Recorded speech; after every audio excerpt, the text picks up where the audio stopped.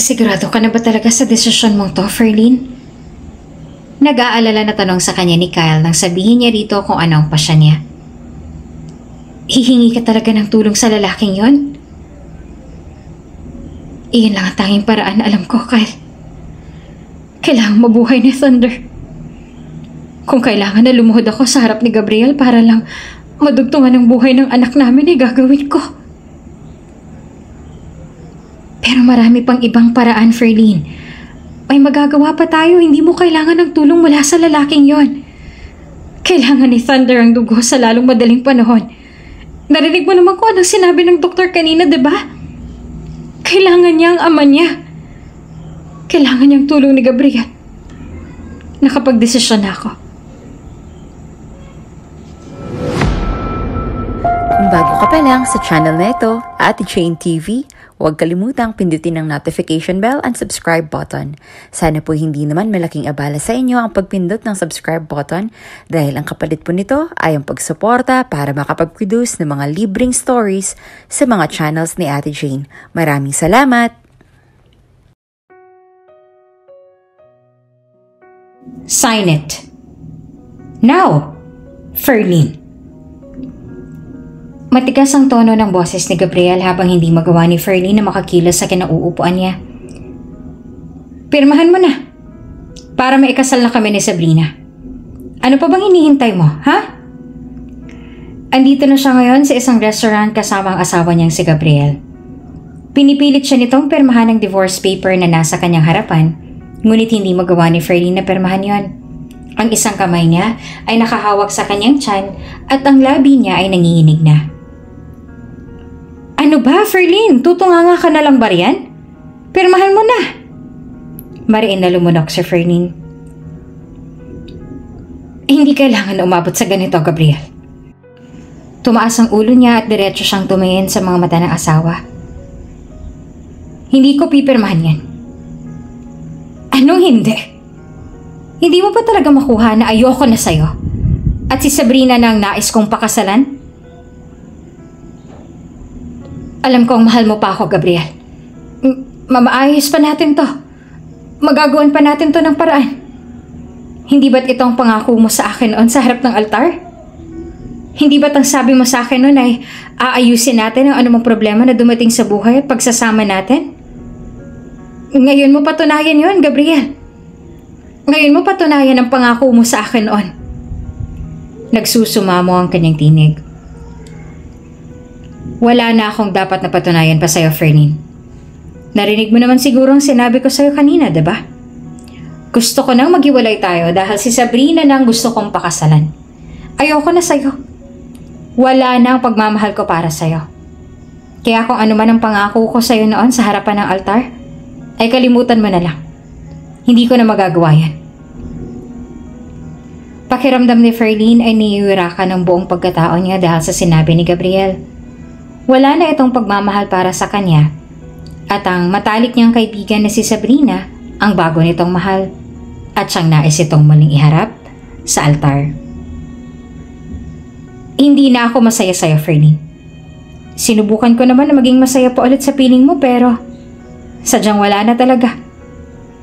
Hindi ko alam kung paano at hindi ko alam kung ano nangyari. Pero wala na ako natitirang pagmamahal para sa'yo. Basta isang araw ay bigla na lamang ako nagising at hindi na katamahal. Hindi na ako masaya sa'yo. At ang kaligayahan ay nahanap sa piling ni Sabrina. Alam ng Diyos kung gaano niyang kamahal si Gabriel. Binigay niya ang lahat ng meron siya dito. Minahal niya ito ng buong buo, nang higit pa sa pagmamahal na maibibigay niya sa kanyang sarili. Si Gabriel ang una niyang naging nobyo. Ito ang naging una niya sa lahat ng bagay. Noong alokin siya ni Gabriel ng kasal sa mismong araw ng 5th anniversary nilang dalawa, ay walang pag-aalinlangan na pumayag siya dahil para kay Ferlyn ay wala na siyang ibang gusto na makasama habang buhay. Hindi niya na makita ang kanyang sarili sa piling ng iba. Ito lang ang tanging gusto niyang makasama. Bumuo sila ng masayang pangarap. Mga pangarap na magkasama silang dalawa. Isang pangarap na akala ni Ferlyn ay tutuparin nilang dalawa ng magkasama. Ang akala niya ay magkakaroon pa sila ng masayang pamilya kasama ang mga magiging anak nilang dalawa, subalit nawasak yon dahil sa best friend niyang si Sabrina. Ang lahat ng pangarap ni Ferlene ay nawasak nang sirain ni Sabrina ang kanilang pagsasama. Inaas ito ang asawa niya at hindi man lang nito inisip kung anong nararamdaman niya. Hindi man lang sumagi sa isip nito ang pinagsamahan nila noon. Sa mismong araw ng kanilang 3rd-year wedding anniversary ay nahuli mismo ni Ferlene ang asawa at ang kanyang matalik na kaibigan sa isang kama. Balak sana ni Ferlene na sorpresahin si Gabriel noon. Ang paalam kasi ni Gabriel sa kanya ay may business trip ito sa Singapore, kung kaya naman ay sinundan niya ito. Ngunit hindi niya lubos akalain na siya pa pala masosorpresa sa kanyang mga nakita.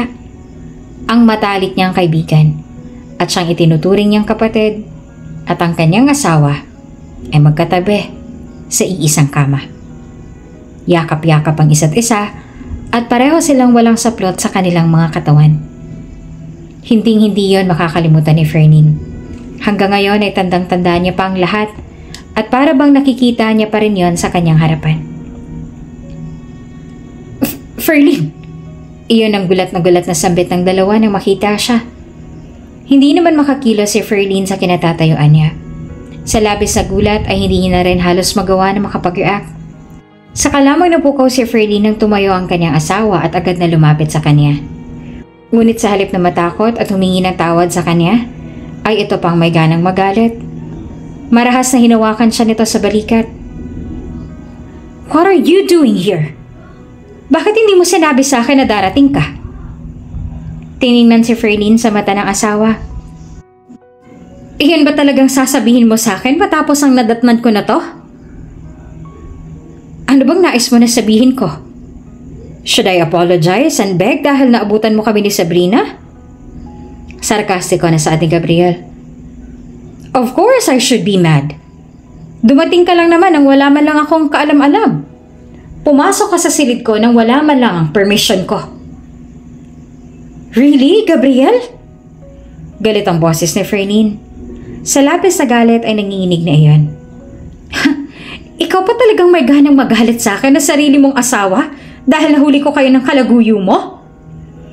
Bumaling si Ferlene sa best friend niya na halos hindi na makagalaw sa pagkakaupo sa kama. Puno ng takot ang mga mata. Ang sarili ko pa talagang best friend? Mahal namin ang isa't isa, Ferlene. Sigaw ni Gabriel. Kung mahal niyo ang isa't isa, paano ako, Gabriel? Pumatak ang luha sa kanyang mga mata habang dire-diretsong nakatingin sa mata ng asawa. Paano ako na asawa mo? Ha, Gabriel? Hindi ito nakasagot. Umabot pa ng ilang segundo at wala pa rin itong sinabi. Wala man lang siyang makita na pagsisisi sa mga mata ni Gabriel. Para bang wala man lang itong awa na nararamdaman para sa kanya. Ako ang asawa mo. Ako ang pinakasalan mo. Ako ang unang sinabihan mo na mahal mo. Ako ang pinangakuan mo, Gabriel. Anong nangyari? Bakit mo ako pinagtaksilan? Bakit niyo ako niloko?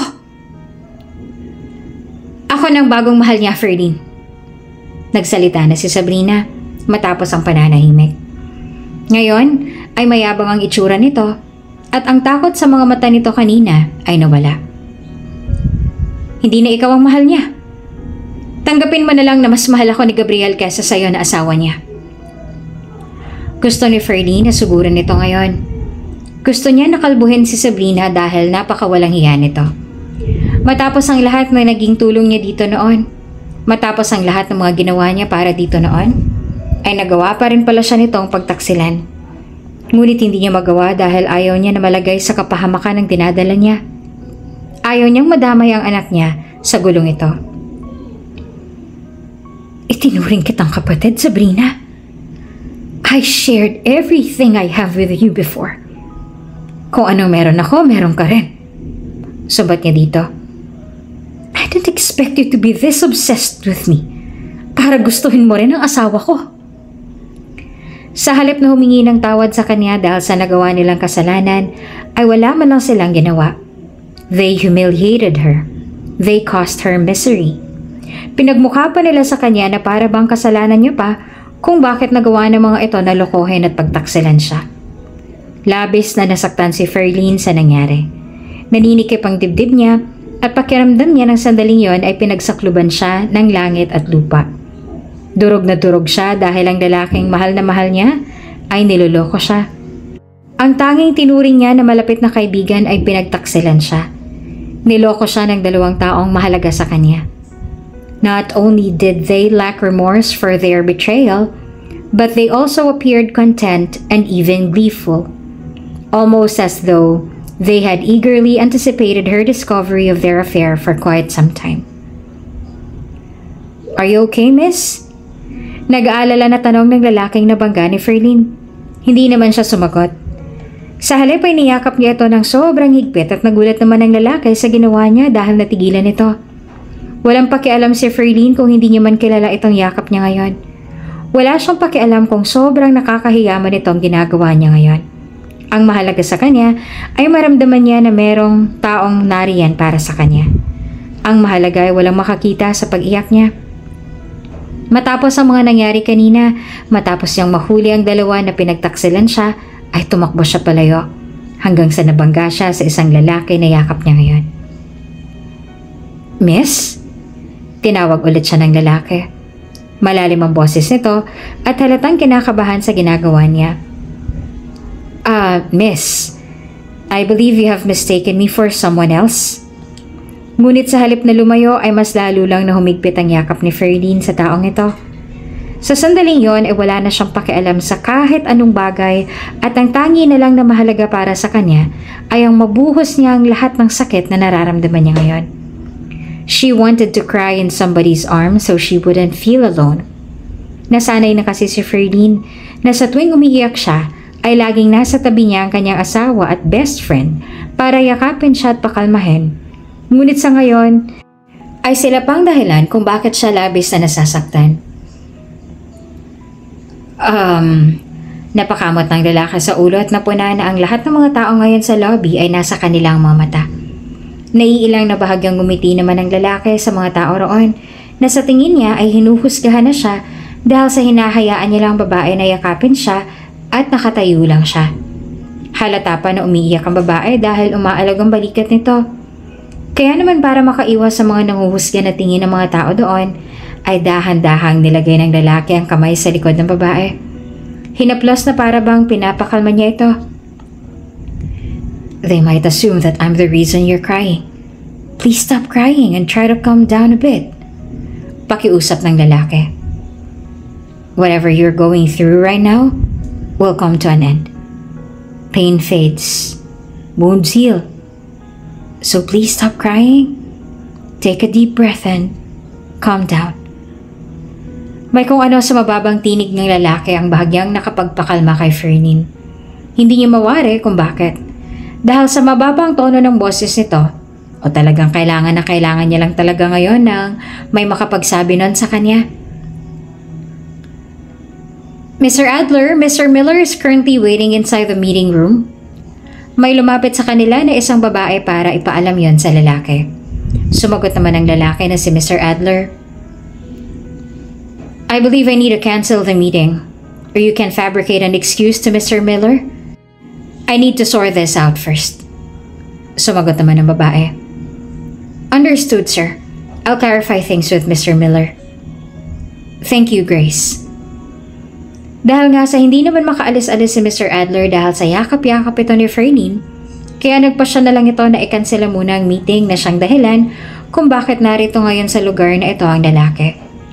Sa mababang boses ay nakiusap ang lalaki kay Ferline na kung maaari na umalis sila sa gitna ng lobby dahil kanina pa silang pinagtitinginan ng mga tao roon.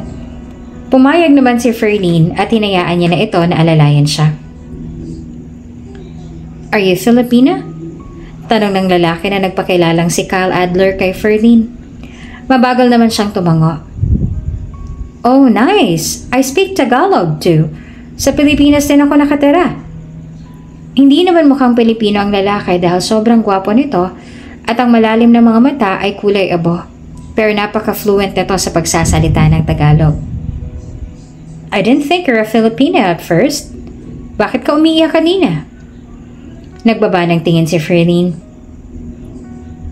I caught my husband cheating on me. Andito sila ngayon sa hotel? Mabagal siyang tumango. Oo. With his other woman? Tumango ulit siya. What the? The audacity of them to cheat inside my hotel. Hindi naman makapaniwala si Kyle. This is very unacceptable. Sabihin mo sa akin kung anong pangalan nila. And I'll ask the front desk na paalisin agad sila dito. Hindi na. Ayoko mapahiya sila. What? And why not? They're cheating on you. Bakit ayaw mo na mapahiya sila para naman matuto sila sa kanilang maling nagawa sa'yo? Huminga ng malalim si Ferlene. Asawa ko pa rin siya. I loved him. And this other woman is my best friend. Bumaling siya kay Kyle na puno ng awa ang mga mata habang nakatingin sa kanya. Pareho sila na mahalaga sa akin. Sometimes it's important to prioritize your own peace by stepping back from caring about others, especially if they've caused significant harm. If their actions have nearly shattered you, toughen up and prioritize your own well-being. Wala sila naging pakialam sa'yo nung sinaktan ka nila. So dapat lang na wala ka rin maging pakialam sa kanila at kung ano man ang nararamdaman nila. Payo sa kanya ni Kyle. Hindi yun pagiging makasarili or pagiging masama. It's about finding a balance between caring for others and protecting yourself from further hurt. Hindi pa sila lubusan na magkakalala ni Kyle noon. It was the first time that they met, but he had comforted her as if they'd known each other for a long time. Ngunit matapos ang tagpong nilang yon, ay hindi na ulit sila nakita dahil bumalik na siya ng Pilipinas. Wala na rin silang contact ng lalaki. Matapos mapirmahan ni Ferlene ang divorce paper na kanina pa pinagpipilitan ni Gabriel na pirmahan niya, ay iniwan niya ang dating asawa. Walang direksyon siya na nagmaneho at tila pinaglalaruan pa siya ng tadhana dahil nasiraan pa talaga siya ng sasakyan. Mabuti na lang at napark niya sa gilid ang sasakyan niya bago pa man ito tuluyang mamatay ang makina. Sa walang katao-tao na lugar pa talaga siya nasiraan at mga malalaki at matatayog na puno ang nasa tabi ng daan. Wala siyang mahinga ng tulong. Pakiramdam ni Ferlene ngayon ay napakalaki ng galit sa kanya ng mundo dahil sa nangyari na ito. Naloko na nga siya. Tapos ngayon naman ay nasiraan pa siya. Sa labis na inis at sakit na nadarama ay napasigaw na lamang siya. Makailang beses na sinubukan niya na paandarin ang sasakyan niya, ngunit talagang ayaw na itong umandar. Lumabas na lang si Ferlene at sinalubong siya ng malamig na simoy ng hangin na humahalik sa kanyang mukha at tumatangay sa kanyang buhok. Basang-basa ng luha ang kanyang mga pisngi. Kalmado ang paligid at walang kaingay-ingay. Ang tangi niya lamang naririnig ay ang pagpapagaspas ng mga dahon. Sa puntong yon, pakiramdam ni Ferlene ay mag-isa na lang talaga siya. Para bang tinalikuran na siya ng mundo. Naglalakad-lakad siya hanggang sa napagod at naupo na sa ugat ng isang malaking puno. Wala pa ring tigil sa pag-agos ang luha niya. Para bang alon ito na walang tigil ang pag-agos. Bakit hinayaan niyo po ako na makilala siya, Lord? Bakit hinayaan niyo po na masaktan ako ng ganito? Tanong ni Ferlene habang nakatingala sa asul na langit na sumisilip na lang ang mga asul sa berdeng mga dahon. Naging mabait naman akong tao, hindi po ba? Naging tapat naman ako sa kanya. Siya lang ang tanging lalaking minahal ko. At si Sabrina, naging mabuting kaibigan ako sa kanya. Itinuring ko siyang kapatid. Pinagtanggol ko siya sa lahat ng mga nang-aapi sa kanya noon. Pero bakit hinayaan niyo siya na lokohin lamang ako ng ganito? Bakit hahayaan niyo na lalaking anak ko ng walang ama at hindi buo ang aming pamilya? Bata pa lamang ang pangarap ni Ferlene ay magkaroon ng isang buo at masayang pamilya. Pangarap niya na kung sakali man na magkakaanak siya, ay hindi nila mararanasan ang pangungulila sa pagmamahal ng isang ama at hindi sila maiinggit sa mga batang merong masaya at kompletong pamilya tulad ng kung anong nararamdaman niya noon dahil iniwan din ng ama niya ang kanyang ina para sa ibang babae.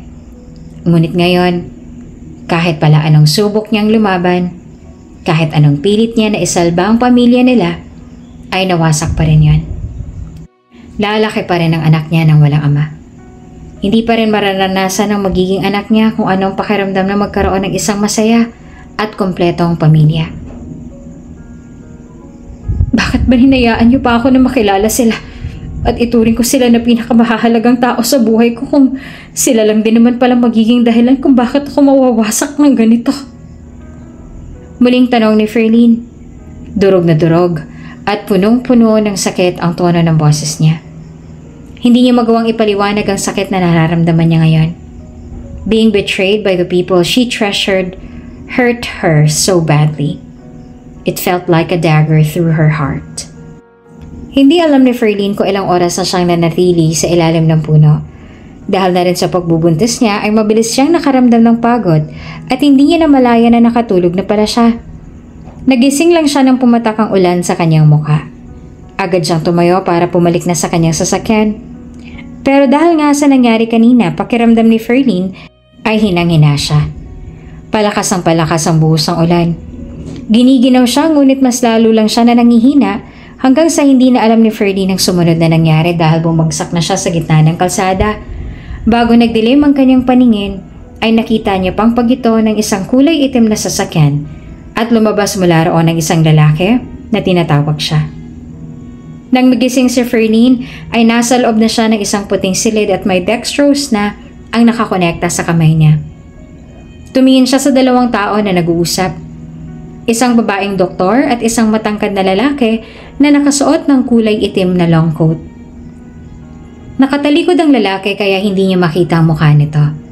Nang maramdaman ng dalawa na nagkamalay na siya, ay sabay silang napatingin sa kanya.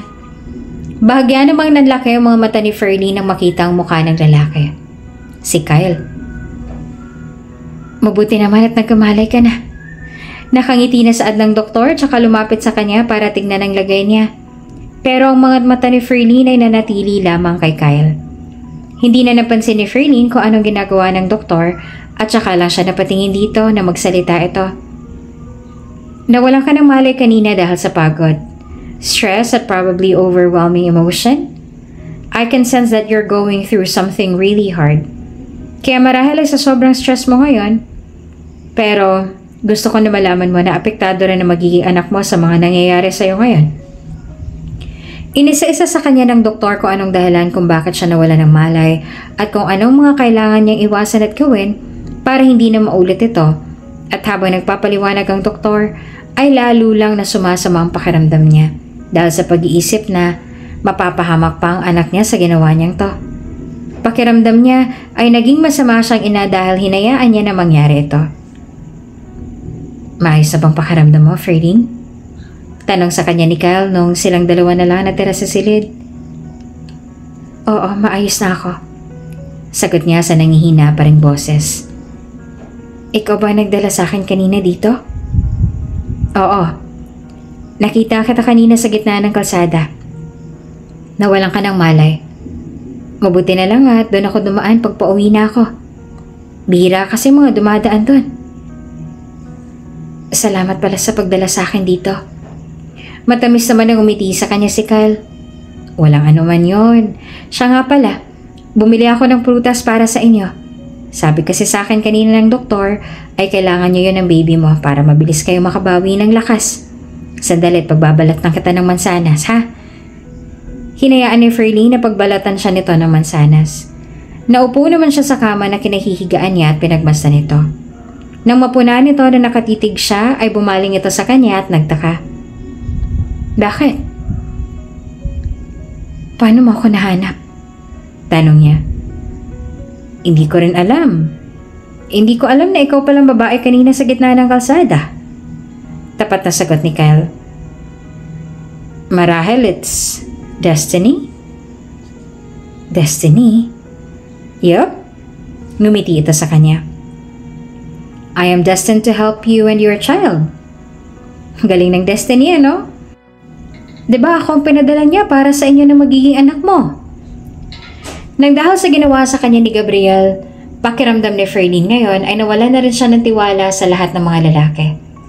Pero bakit pakiramdam niya ngayon kay Kyle ay pwedeng-pwede niya itong pagkatiwalaan? Here, kumain ka muna para mabilis na bumalik ang lakas mo. At saka sigurado ako na gutom na rin ngayon ang baby mo. Tinanggap niya ang bigay sa kanya ni Kyle na mansanas. Magtatanong pa sana siya ngunit tumunog na ang cellphone nito. Nag-excuse na sa kanya si Kyle at lumayo para sagutin ang tawag. Ganun pa man ay rinig niya pa rin kung ano ang sinabi nito. I'm sorry mom, I can't make it today. Malambing ang tono ng boses ni Kyle sa kausap. Opo ma'am, babawi ako sa inyo ni dad next time, okay? Yes, of course. Alright, thank you. I love you too mom, tell dad that he is one and only son loves him too. Kyle then chuckled. Yeah, right. Bye. Matapos makipag-usap sa inay, lumapit na ulit sa kanya si Kyle. Kailangan mo na ba umuwi? Pwede mo naman akong iwan dito. Hindi pa ako uuwi, babantayin ko muna kayo. Nakapagpaalam naman ako kay mom na hindi muna ako makapag-dinner kasabay nila ngayon, so... Sagot nito na mas pinagtaka ni Ferlene. Hindi maintindihan ni Ferlene kung bakit napakabait sa kanya ni Kyle. Sa pagkakatanda niya ay wala pa naman siyang kabutihan na nagawa dito, kaya hindi talaga niya alam ang dahilan bakit sobrang bait nito sa kanya. Why are you so nice to me? Nalukot naman ang noon ni Kyle. Is it weird? Hindi ba normal lang tong ginagawa ko sa'yo? Ang pangit naman siguro kung basta ko na lang kayong iwan gayong batid ko na mahina ka pa. Well, it's just that weird lang siguro para sa akin dahil ngayon lang ako nakatagpo ng katulad mo. Saad niya. Oh, then get used to it. We're friends from now on. Kaya madalas ka nang makaka-encounter ng kagaya ko kasi lagi akong nariyan sa tabi-tabi. Saad ni Kyle at bahagyang natawa. Kumain ka pa. And by the way, gusto mo bang hiraman ang phone ko para matawagan mo ang asawa mo kaya naman ang parents mo? Muling nabalot ng lungkot ang mukha niya nang mabanggit nito ang kanyang asawa. Tila napapansin naman yun ni Kyle kaya napakunot ang noon nito. Pasensya na, did I say something bad? Wala. Sagot niya sabay iling. May naisip lang ako. Kahit nasabihin niya iyon ay alam ni Kyle na may mali kaya wala na ulit itong kahit anong binanggit. Nag-ayos na lamang ito sa maliit na table sa tabi ng hospital bed. Hindi ka ba magtatanong? Wika ni Ferlene. Tumingin naman sa kanya si Kyle. Ang abo ng mga mata ay nagtatanong. Hindi mo ba itatanong kung anong nangyari? I'm curious pero kung hindi ka pa handa na i-share sa iba, then I won't ask anything. Ayoko na masyado kang malungkot at baka mapahamak ulit kayo ng baby. Sabi kasi ng doktor ay kailangan daw malayo ka sa stress. Paliwanag pa nito. At habang hindi ka pa handa, I won't ask you anything. Napahinga naman ng malalim si Ferlene. Tinitigan niya ang mansanas na hawak niya. He filed a divorce. Saad niya bago nag-angat ng ulo kay Kyle na napatigil. At pinirmahan ko yun kanina. Dahil yun ang gusto niyang mangyari. Gusto niya na sa lalong madaling panahon ay pakasalan niyang kaibigan ko. Oh, I'm sorry to hear that. Saad ni Kyle na kitang-kita ang awa sa mga mata. Hindi mo deserve ang nangyari sa'yo. No one deserves that. I'm sure makakarma rin sila sa ginawa nila sa'yo. Be strong. Para sa inyo na magiging anak mo. Sa totoo lang, ang anak niya lang talaga ang tanging niyang pinanghuhugutan ng lakas ngayon. Nasa malayo kasi ang ina niya. At galit pa sa kanya dahil una pa lang ay tutol na ito sa pagpapakasal niya kay Gabriel. Mabuti na lang at nandito si Kyle at pakiramdam niya kahit papaano ay hindi siya nag-iisa. Mabait si Kyle kaya hindi na naging mahirap sa kanila na maging magkaibigan. Kahit pa hindi na sana bukas si Ferlene para magkaroon ng kaibigan dahil noong huling maitinuring siyang kaibigan at kapatid ay nasaktan lang siya at saka inahas pa ang asawa niya. Nagawa ni Kyle na makapasok sa buhay nila na magiging anak niya at lagi itong nasa tabi niya as a supportive friend. When I was a child, my father would always remind me to treat girls with respect. Wika ni Kyle. He described my mom as broken glass when they met each other. Namatay daw kasi ang unang asawa ni mommy dahil sa isang trahedya. And he did everything para lang mabuo niya ulit si mommy. She's as fragile as glass. Kahit ano man ay maaari siyang muling mawasak. But dad always does everything para lang hindi ulit masaktan si mommy. He loves her dearly. And my mom loves him too. So she's being strong for dad. Lumaki ako na gano'n ang nakikita ko, kaya lumaki ako na gano'n ang tingin sa lahat. Everyone is as fragile as glass. But they're just putting on a tough act. Nang marinig ni Ferlene ang sinabi niya ni Kyle ay napatunayan ni Ferlene na hindi pala lahat ng lalaki ay tulad ng ama niya at ng dating asawa. I'm sure may mahahanap ka rin na isang tao na magmamahal sa'yo at tatatuhin ka ng tama. Because everyone deserves that. Maybe hindi pa sa ngayon, but I'm sure soon. Hindi naman sumagot si Ferlene sa sinabi ni Kyle at nanatili lang siya na nakatingin dito. Nakahiga ngayon si Kyle sa bubong ng kotse na dala nito at nakatingin sa kalangitan na puno ng bituin. Sinama siya ni Kyle na mag-star hunting dahil napuna nito na sobrang lungkot daw ng itsura niya. Makakatulong daw kasi ang ganitong gawain para mabawasan ang stress niya at kumalma ang isip niya dahil ayon dito, ito ang madalas itong gawin sa tuwing marami itong mga iniisip. Sa totoo lang ay sobrang bigat ng pakiramdam ni Ferlene nitong mga nagdaraang araw. Sa sunod na linggo kasi ang kasal na ni Gabriel at Sabrina. Parang kahapon lang na nangyari ang lahat at ngayon ay ikakasal na silang dalawa. Sobrang bilis nilang nakapagdesisyon na muling magpakasal. Dumating na rin ang araw ng kasal ni Gabriel at Sabrina at si Ferlene naman ay nasa labas ng simbahan at nakasilip sa dalawang masayang nag-iisang dibdib. Maging ang ilang mga tao na itinuturing niyang kaibigan ay masaya para sa dalawa. Wala malang nakaalala kung anong ginawa nila kay Ferlene. Wala malang nakaisip sa kabutihan niya sa mga ito. At mas pinili pa talaga nila na suportahan ang dalawang dumurog sa kanya. Hindi naman namalaya ni Ferlene na tumutulo na pala ang kanyang mga luha sa mga mata habang nakatingin sa kanila. Hindi niya maisip kung paano nila nagawa na maging masaya knowing na may niloko at sinaktan sila. Ganun ba talaga ang mga tao ngayon? Wala nang pakialam sa kung ano man ang nararamdaman ng iba at puro pansarili na lamang nila ang kanilang mga iniisip. Biglang may kamay na humarang sa mata ni Ferlene. Sunod ay ang marahan na pag-pull sa kanya hanggang sa nabangga ang likod niya sa taong nasa likod niya. Sabi mo hindi ka iiyak at sisilip ka lang. Si Kyle yun. Bumabaha na ng luha rito oh. Napahikbi pa si Ferlene. Bakit nandito ka? Hindi ba sabi ko sa'yo doon ka muna sa sasakyan? Sinundan kita. Sagot ni Kyle. Ang tagal mo kasi. Mabuti na lang pala't sinundan kita bago pa bumaha ng luha dito. Muling humikbi si Ferlene at umikot siya paharap kay Kyle na napailing na lang sa kanya.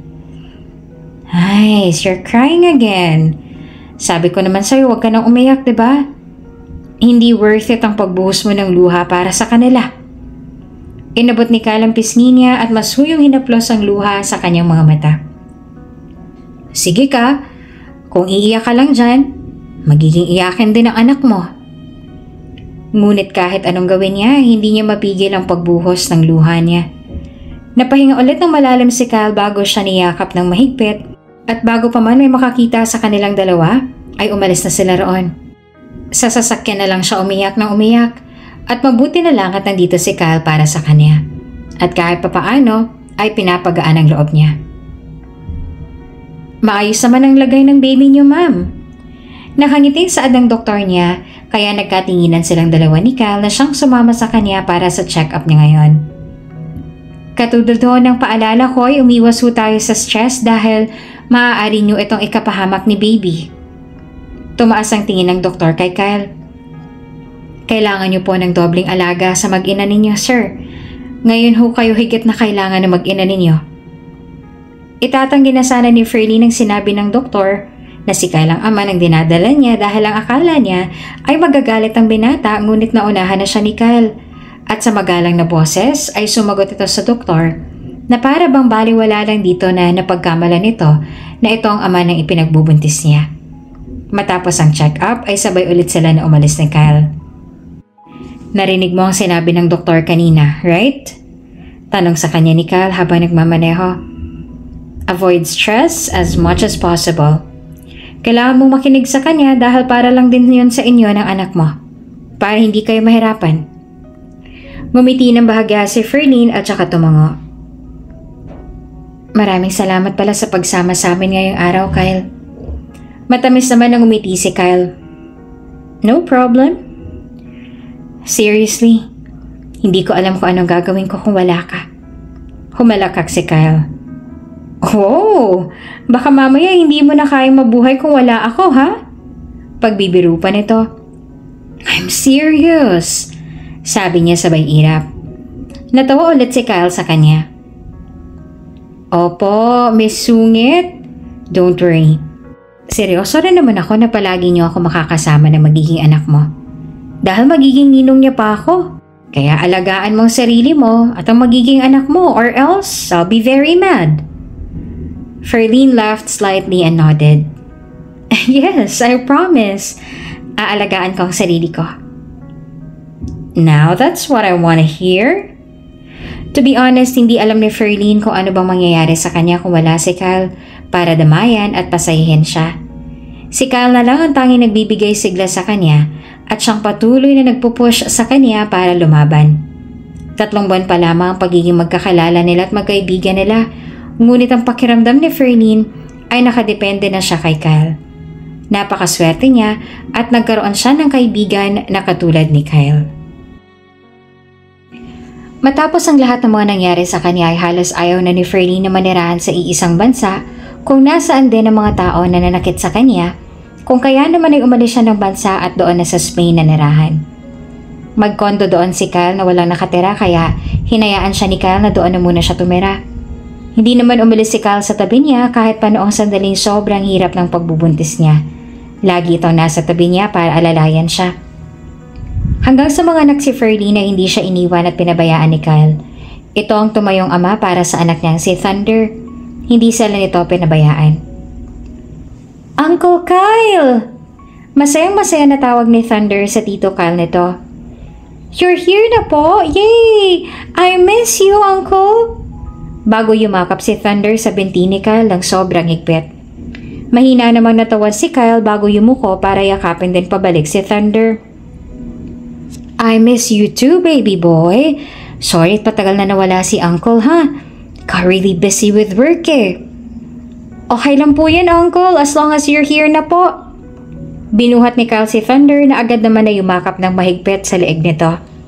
Napangiti si Ferlene habang nakatingin sa dalawa. Sobrang malapit talaga si Thunder kay Kyle.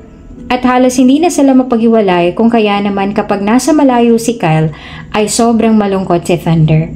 Bumaling sa kanya ang nakangiting si Kyle. Hi! Namiss mo rin ba ako? Ngumiti si Ferlene kay Kyle. Oo naman. Ang tagal mo kaya nawala. Hindi ka pa gaano nagpaparamdam sa akin. Sorry, naging busy lang ako sa business trip. Yeah, it's obvious. You look exhausted. Wow ah, thank you so much for the compliment. Sarkastiko nitong saad. Pumasok na sila sa loob ng apartment at kaagad na naupo si Kyle sa sofa habang si Thunder naman ay nakaupo sa lap nito at panayang tanong ng kung ano-ano habang binubuksan ang pasalubong na dala ng Tito Kyle. Anak, hayaan mo muna ang Uncle Kyle mo na mag-rest. I'm sure pagod pa siya. Sabi ni Ferlene sa anak dahil halatang pagod nito sa itsura. I'll rest with Uncle na lang po. Sagot naman ni Thunder.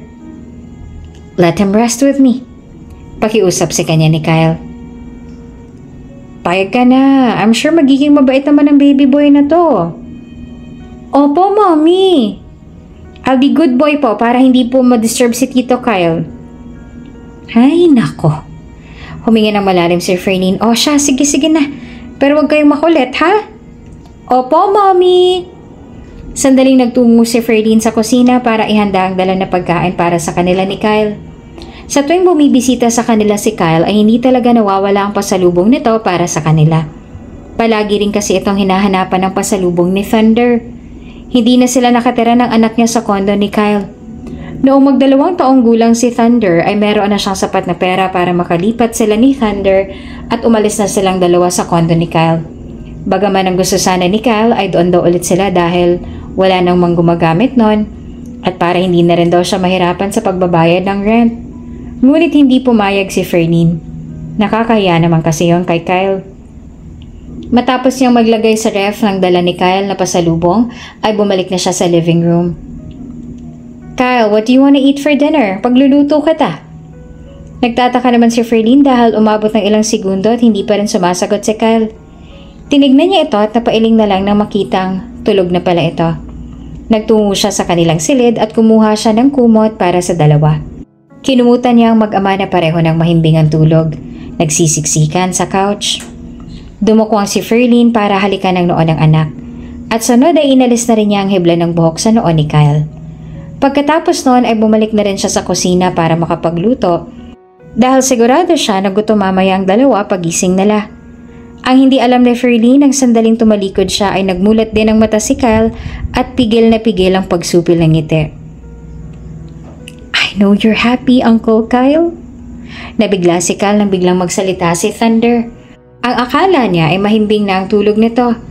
Tulad niya ay nagkukunwari lang din pala ito. Tumingin sa mga mata ni Kyle si Thunder at saka ngumiti. It's okay, Uncle. I can't blame you.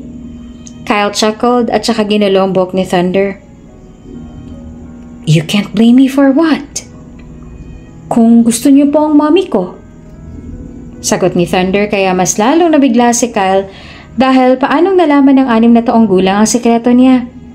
Oo, alam ni Kyle na matalinong bata si Thunder ngunit hindi niya lubos akalain na mapupunan nito yon. Sa labis na gulat ay hindi siya nakasagot kaagad. Ngumiti naman sa kanya si Thunder at saka muling nagsalita.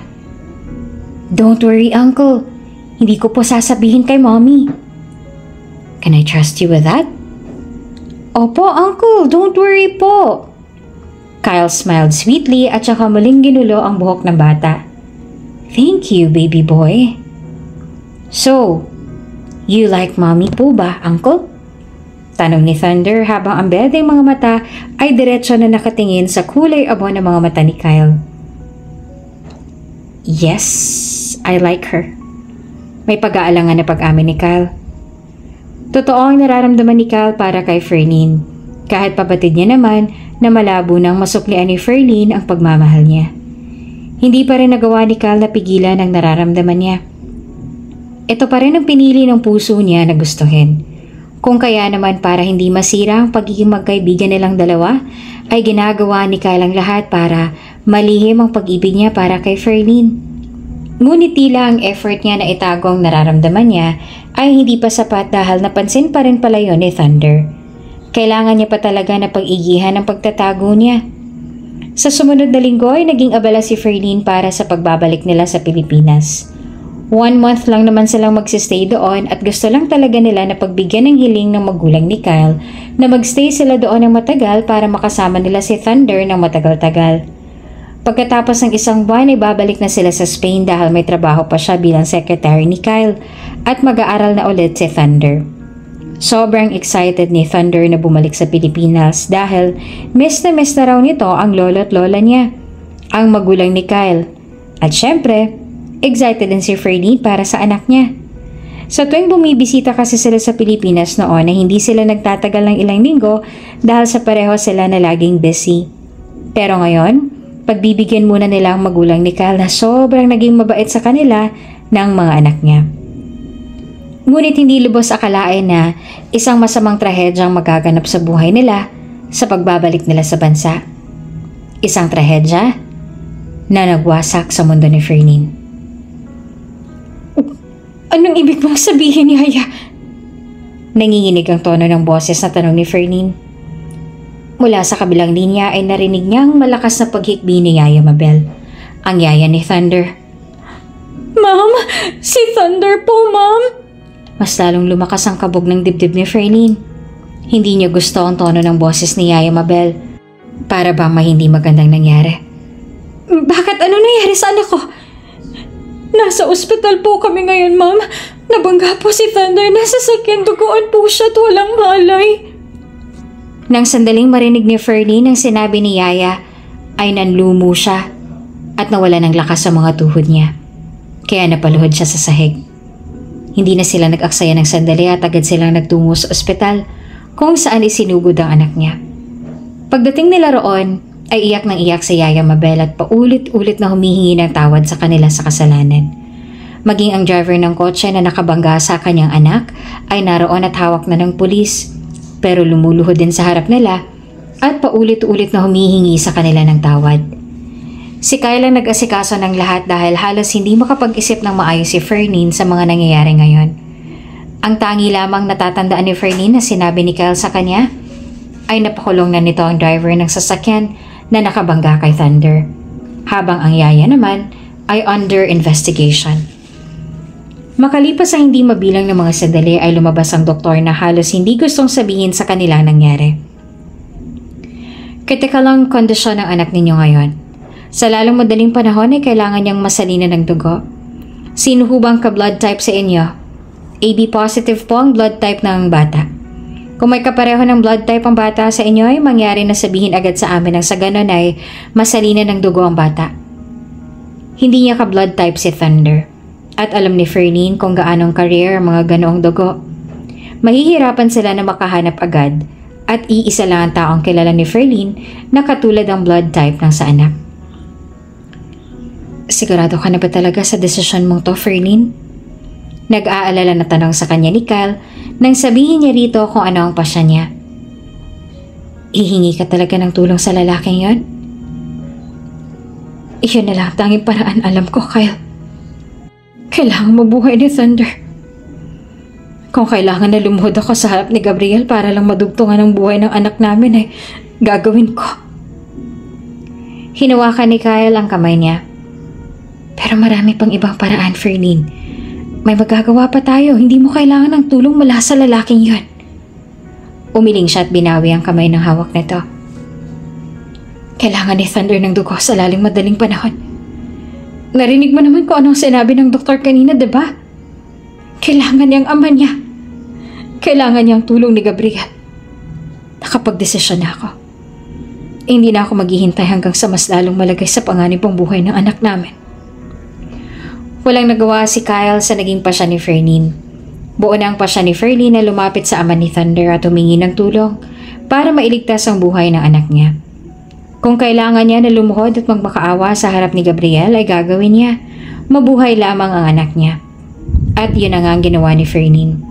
Pumunta siya sa kumpanya ni Gabriel para humingi ng tulong, ngunit pinigilan siya ni Sabrina at pilit siyang pinaalis. Kahit anong gawing pakiusap niya, hindi siya nito pinakikinggan. Layuan mo ang asawa ko, Ferlene. Wag na wag mo siyang lalapitan. Mahiya ka naman sa sarili mo. Iniwan ka na nga niya pero balik ka pa rin ang balik sa kanya. Galit na sigaw ni Sabrina sa kanya habang nakaluhod si Ferlene sa harap nito. Nasa kanilang mata ng mga tao rito sa lobby, ngunit wala namang pakialam si Ferlene dahil kailangan niyang makausap si Gabriel para sa anak nila. Parang awa mo na, Sabrina. Kailangan ko makausap si Gabriel. Kailangan ko ng tulong niya. Hindi niya magawang ipagtanggol ng sarili niya sa panlalait nito dahil baliwala ang lahat ng yon kay Ferlene. Kailangan niya ang tulong para sa anak niya. At kahit anong masasakit na salita ang sabihin nito laban sa kanya, ay tatanggapin niya. Tulong para saan? Para makamot kang malandi ka, ganun ba? Aahasin mo ang asawa ko? Wala pa ring tinag ang galit ni Sabrina. Ipinahiyad sinabunutan niya ito sa harap ng tao sa loob at wala naman lang ni isa sa kanilang nagtangka na tulungan si Ferlene. Kailangan niyang matulungan ang anak namin. Kailangan niyang iligtas ang anak namin. Wika ni Ferlene sa pagitan ng malakas niyang pagikbi. Anak? Sa wakas ay lumabas na si Gabriel para harapin siya. Gulong-gulong itsura nito sa mga nangyayari. Anong ginagawa mo rito, Gabriel? Hindi ba sabi ko sa'yo, hayaan mo na ako na lang makipag-usap dito sa ex-wife mo, ha? Galit na tanong ni Sabrina sa asawa. Ngunit hindi ito pinansin ni Gabriel dahil ang atensyon nito ay na kay Ferlene na nakaluhod pa rin sa sahig at umiiyak. Anong anak ang sinasabi mo, Ferlene? Tanong ni Gabriel. Parang awa mo na, Gabriel. Huwag mong hayaan na mawala sa akin ang anak natin. Mahal na mahal kong anak natin. Hindi ko kaya kung mawala siya sa akin. Pagsusumamo ni Ferlene sa harapan ng taong sinumpa niya. Nagkaroon tayo ng anak? Oo. At kailangan na kailangan niya ang tulong mo. Kritikal ang kondisyon niya ngayon dahil sa isang aksidente. Matapos nga ang nalaman ay hindi na rin nag-aksaya ng oras si Gabriel. Kahit patutol si Sabrina ay nagpa siya si Gabriel na iligtas ang anak nila. Sumama ito kay Ferlene patungo sa ospital. Pagdating nila doon ay agad na yumakap si Ferlene kay Kyle at napatigil naman si Gabriel sa nasaksihan. Kaagad na nagbigay ng dugo si Gabriel para maisalba ang buhay ng anak nila at walang tigil sa pagdarasal si Ferlene. Makalipas ang hindi mabilang ng mga sandali ay lumabas ang doktor at sinabi sa kanila na maayos na ang lagay ni Thunder at ligtas na ito mula sa panganib. Nang magkamalay si Thunder ay iyak ito ng iyak nang sa wakas ay nakilala na nito ang ama nito na matagal na nitong tinatanong kay Ferlene. Emosyonal ang naging tagpo ng mag-ama. Thank you for giving me a chance to get close to our son, Ferlene. Sabi sa kanya ni Gabriel. Sa malamig na boses ay sumagot naman si Ferlene. Ginagawa ko to para sa anak natin, Gabriel. Mahalaga siya sa akin. Pero kung inaakala mo na napatawad na kita dahil niligtas mo siya, nagkakamali ka roon. Hindi pa rin kita napapatawad sa pagkakasala mo sa akin. At hindi kita mapapatawad sa kasalanan na nagawa niyo sa akin. Pero huwag ka mag-alala. Hindi ko ilalayo ang anak natin dahil lang sa galit ko sa'yo. Bumiti naman ang bahagya si Gabriel at saka tumango. Maraming salamat, Ferlene. Hindi man ako naging mabuting asawa sa iyo noon, ngunit pinapangako ko na magiging isang mabuting ama ako sa anak natin. Galit si Ferlene sa dating asawa sa lahat ng kasalanan na nagawa nito sa kanya noon. Pero ayaw niya na patuloy na malayo si Thunder sa totoo nitong ama, kaya kahit mahirap para sa kanya ay pumayag siya na mapalapit ito sa anak nila. Ito ang nag-alaga kay Thunder noong nasa ospital pa ito. Habang ng mga sandaling yon ay hindi napansin ni Ferlene ang nararamdaman ni Kyle. Thunder, gusto mo bang kumain ng prutas? Tanong ni Kyle kay Thunder. Kumain na po ako dito pinagbalat po ako ni Papa kanina. Sagot ni Thunder. Tumango si Kyle at pilit na kinubli ang lungkot na nararamdaman. Ganun ba? Opo, tito. Sige, magpahinga ka na lang muna at masama sa mata mo kung nakatutok ka lang lagi sa cellphone. Ngayon pa lang po ako magsi-cellphone, tito. Nag-play po kasi kami ni Papa kanina. Paliwanag ni Thunder. Muli namang nalungkot si Kyle, ngunit ang lungkot na nararamdaman niya ay agad din naman na nawala dahil ayaw niya pa na mapuna iyon ni Thunder. Itinago niya ang lungkot na nararamdaman niya sa pamamagitan ng pagngiti at pagtango. Nagkatinginan din silang dalawa ni Gabriel na noon ay nakaupo sa sofa. May kung anong kakaibang glint sa mga mata ni Gabriel. Hindi niya yung gaanong pinansin at nagpa siya na lalabas na lang sa silid si Thunder, ngunit bago pa man siya makalabas ng silid ay tinawag na siya ni Thunder. Huminto si Kyle sa paglalakad at muling nilingon ni Thunder na malambing na ngumiti sa kanya. I love you po, Uncle Kyle. Malambing na saad nito, kaya matamis na napangiti rin si Kyle. I love you too, baby. Saad naman ni Kyle bago tuluyan ang lumabas. Sa pagtalikod ni Kyle ay hindi na nito napansin ang pagkunot ng noo ni Gabriel. Madalas na nasa ospital si Gabriel at siyang nagbabantay sa anak. Para bang wala itong asawa na laging galit na galit at kulang na lang ay doon na rin ito matulog. Katulad na lamang ngayon, nandito na naman si Gabriel. Si Ferlene at Gabriel ay nasa loob ng silid ni Thunder at siya nag-aalaga sa batang tuwang-tuwa naman na makitang buo ang pamilya. Ang masayang tagpo na yon ang naabutan ni Kyle pagpasok sa loob ng silid ni Thunder. Mahal na mahal ko po kayo, Mommy at Papa. Masaya po ako na magkakasama na po tayo ngayon. Masaya na sabi ni Thunder sa mga magulang bago idinipa ang kamay. Hug po tayo! Pakiramdam naman ni Kyle ay may kung anong tumusok sa dibdib niya ng masayang nag-group hug ang tatlo. Kitang-kita niya ang saya sa mga mata nito. Hindi na hinayaan ni Kyle na mapansin ng mga ito ang presensya niya at lumabas na siya sa silid. Pagkasara niya ng pinto ay tiningin niya ang hawak niyang basket ng prutas para sana kay Thunder at napahinga siya ng malalim. Bakit kasi hindi ka umamin sa kanya? Tanong kay Kyle ng kaibigan niyang si Luke. Matagal na kayong magkaibigan. I'm sure mauunawaan niya naman at nagkagusto ka sa kanya. At saka isa pa, wala namang magiging hadlang kung magiging kayo, diba? Dahil kasal naman ang ex-husband niya, diba? Sigurado rin naman ako na hindi niya nababalikan ang ex-husband niya matapos ang lahat ng mga nagawa nun. Kinuha ni Kyle ang baso na may lamang alak at saka inubos niya ang laman nun. Masaya siya ngayon kasamang mag-ama niya. Ayokong sirain ang kasiyahan niya yan matapos ang lahat ng pinagdaanan niya. She deserves to be happy. Kahit sa gagong yun ulit siya magiging masaya ay ayos lang sa akin. Pero paano ka? Paano ang puso mo? Kaibigan niya ako. Dapat lang nasuportahan ko siya at maging masaya para sa kanya. Sumagot si Kyle bago nagsali ng alak sa baso niya. I know you're hurting, man. Hindi ka magaling magtago ng nararamdaman mo. Wika ni Luke sabay hinga ng malalim. Kung hindi ka aamin at patuloy mo lang nakikimkimin niyang nararamdaman mo sa kanya, mas lalo ka lang masasaktan at pakatuluyan lang madurog.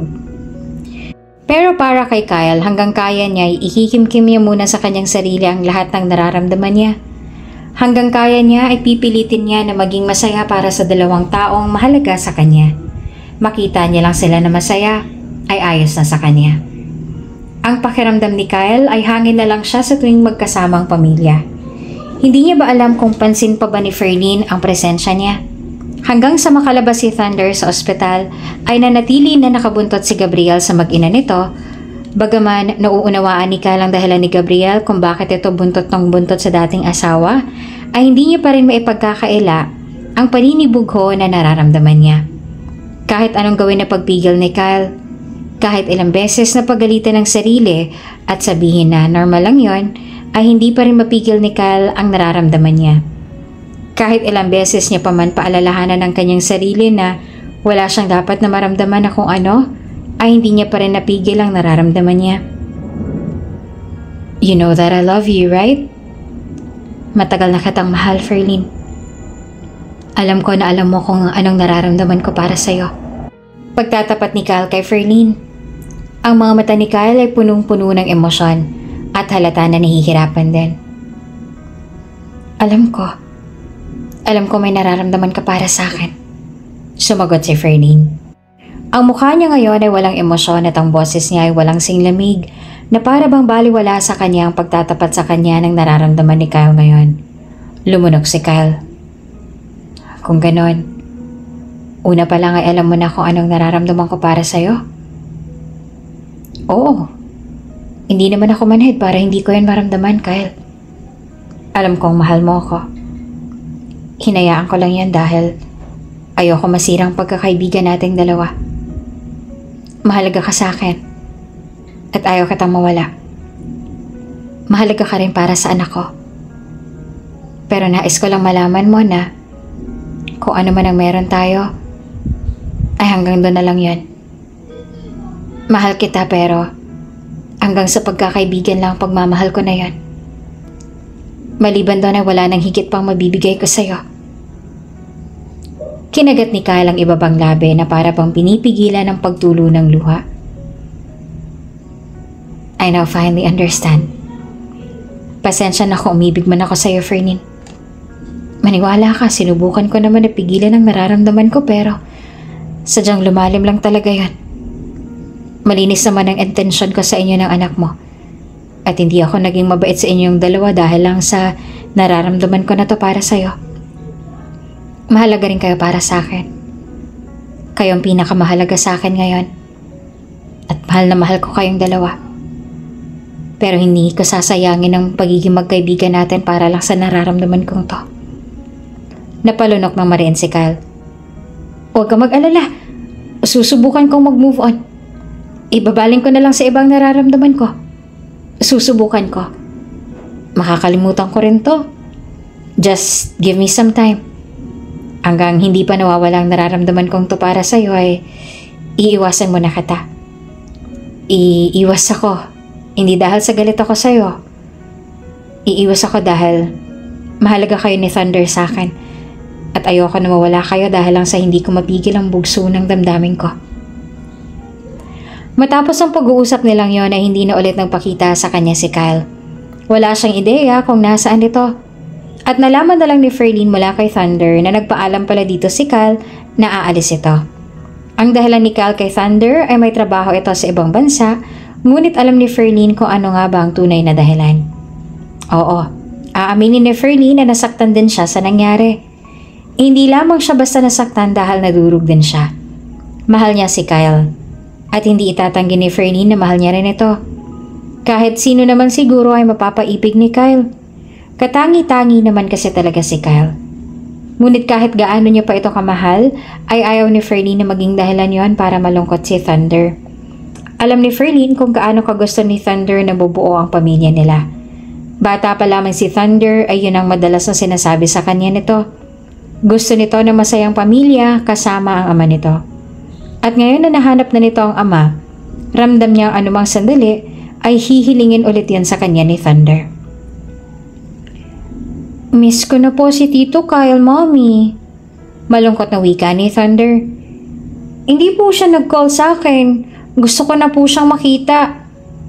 Huminga ng malalim si Ferlene. Ako rin, anak. Pero siguro ay busy lang ngayon ng tito mo. Sigurado ako na kapag hindi na siya busy ay tatawag siya o dadalaw sa'yo. Sana nga po, Mommy. Nag-worry po kasi ako kay Tito Kyle kasi mukhang sobrang sad niya po nung nagpaalam siya sa akin. Lumungkot ang itsura ni Thunder at ganon din si Ferlene. Naaalala niya rin kasi kung gaano nabalot ang sakit ang mukha ni Kyle dahil sa mga sinabi niya noong huli nilang pagkikita. Nang mapansin ni Thunder ang paglungkot ng mukha ng ina ay inabot nito ang kamay ni Ferlene. Masaya po ako na sa wakas ay kasama ko na po si Papa Gabriel, Mommy. Matagal ko na pong hinihiling na makasama ko siya. Pero hindi po ibig sabihin nun gusto ko po na magkabalikan pa kayong dalawa ni Papa. Alam ko po kung gaano kayo nasaktan sa ginawa niya sa inyo ng aking ama noon. At ayoko po na bumalik kayo sa taong nanakit sa inyo. Kung may isa man pong tao na gusto ko na makasama ninyo, iyon po ay si Tito Kyle. Siya lang po ang gusto ko para sa inyo, Mommy. Gusto ko po siya na tawagin na Daddy. Iyon po ang pinakahihintay ko na mangyari. Gusto ko po siyang maging Daddy. Gusto ko po na maging isa tayong masayang family. At nang sandaling sabihin yon sa kanya ng kanyang anak, ay walang mapagsidla ng tuwa na naramdaman ni Ferlene. Hindi niya akalain na yun palang gusto na mangyari ng anak niya. Ang akala niya ay gusto nito na mabuo ulit silang pamilya dahil yun ang bukang bibig ni Thunder sa kanya noon. Masaya siya at ayos lang para sa anak niya kung ibang lalaki man ang pipiliin niya na muling mahalin. Ngunit noong handa na si Ferlene na sabihin kay Kyle kung anong nararamdaman niya, noong handa na siya na muling buksan ang puso niya at hayaan na mahalin si Kyle, saka naman ito nawala. Hindi niya na ito makontak at wala siyang kaalam-alam kung nasaan na ito dahil maging mga magulang nito ay wala ring alam. Sa ilang linggong nakalipas, para bang nasisiraan na si Ferlene ng bait. Kinausap niya na rin ang kaibigan ni Kyle na si Lucas, ngunit maging ito ay wala ring alam kung nasaan si Kyle. Gustong-gusto niya nang makita ulit si Kyle. Gusto niya nang makita ang binata. Maging si Thunder ay sobrang miss na rin ang Tito Kyle nito. Napakarami niyang gustong sabihin kay Kyle.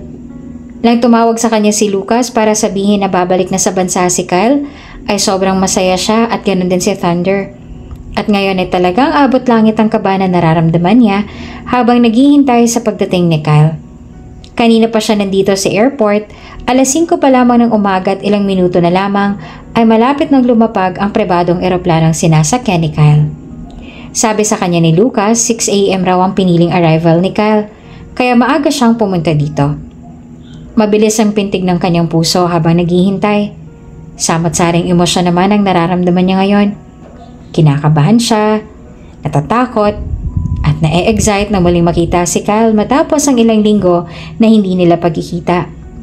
Ngunit natatakot siya sa kung ano ang magiging reaksyon nito kapag muli silang nagkita matapos ang mga sinabi niya noon. Pagkalipas ng ilang minuto, nakita ng lalaking laging laman ng isip niya nitong nagdaang linggo. Mas lalong bumilis ang pintig ng kanyang puso. Nagwawala ang pag-arangkada ng bagay sa kanyang dibdib.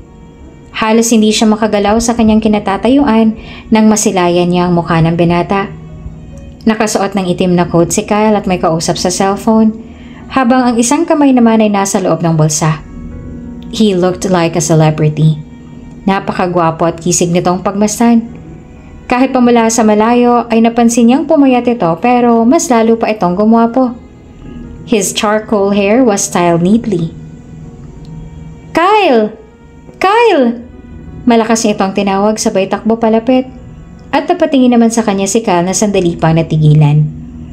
Nang makalapit siya ay niyakap niya ito ng mahigpit. I'm glad you're back! Ang tagal kitang hinintay! Nanatili lang na nakatayo si Kyle habang yakap-yakap niya ito. Her arms were wrapped tightly around his waist, habang nakasubsob naman ang mukha niya sa dibdib nito. Hindi niya mapigilan ng pag-agos ng mga luha sa kanyang mga mata at wala siyang pakialam kung nababasa man ng luha niya ang suot nito. She missed him. Para bang mababaliw siya nitong mga nagdaang araw kakaisip dito. Mabuti na lang at bumalik na ito bago pa man siya masiraan ng bait. Nayayakap niya na ito. Naaamoy niya na ulit ang mabango nitong amoy. She's so happy na mas lalo pang dumami ang luha niya. Hindi niya maipaliwanag ang saya na nararamdaman niya ngayon. Para siyang nasa ulap. Kyle didn't make any movement and just let her hug him. Lumayo na si Fernine sa pagkakayakap at tumingala sa mukha nito at saka sinalubong ang mga mata nito. Walang kahit anong emosyon doon. Malamig ang uri ng tingin nito sa kanya. He was looking at her as if his feelings for her were gone. Na para bang hindi na siya nito kilala. The gleam on his eyes that she used to see whenever he looked at her before is now gone. At nagsisinungaling siya kung sasabihin niya na hindi siya nasasaktan. Ngunit batid niya na siya rin naman na may kasalanan nun kaya wala siyang karapatan na magreklamo. Ang mahalaga ay nandito na ngayon ito, ang binatang sinisigaw ng kanyang puso. Kyle! Sabit niya pa sa pangalan nito. Mabuti naman at nagbalik ka na. Hindi kita makonta kaya nag-alala ako sa'yo. Hindi ka rin nagtitext sa tawag sa amin mula nang umalis ka. Namiss ka namin ni Thunder. Kyle was just looking down at her. Eyes void of emotions.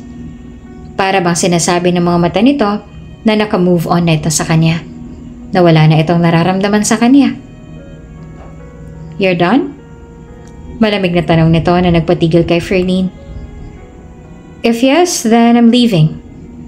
Hindi niya nagawang makasagot. Hindi pa nagsisinkin kay Fernine ang nangyari.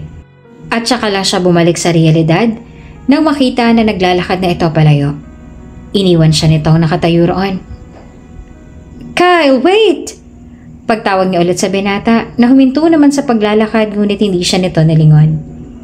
Hindi pinansin ni Ferdinand ang pagsikip ng kanyang dibdib at muling tumakbo palapit dito. Can we talk? Tanong niya nang nasa harap na siya nito. I'm busy. Please, may meeting pa ako na kailangan daluhan. Nanlumo siya sa lamig ng tono ng boses ni Kyle. Hindi siya sanay na ganito ito sa kanya kaya hindi niya agad nagawang mag-react. Nanlulumo na pinagmasdan niya na lang ito na maglakad palayo sa kanya hanggang sa tuluyan na itong nawala sa paningin niya. Patuloy pa rin siya sa pag-iyak at wala siyang pakialam kung may iba mang taong nakakakita sa kanya ngayon. Nasasaktan siya dahil sa inasal ng binata. Para bang wala nang nararamdaman ito sa kanya. Alam niya na kasalanan niya ang lahat. May karapatan naman si Kyle na umakto ng ganon dahil nasaktan at binaliwala niya ito. That's why she's willing to do everything. Kung kinakailangan niyang maghabol dito hanggang saan mang lupalop ng mundo ay gagawin niya. Willing rin siyang sundan ng binata papunta sa banyo makapag-usap lang silang dalawa. She's willing to do and sacrifice everything for him. Now that he's back, she will never let him go again. Ngayon na handa na siyang magmahal ulit, hindi niya na ito hahayaan na mawala pa sa kanya. Talaga po, Mommy? Nagbalik na po si Tito Kyle? Nakita niyo po siya?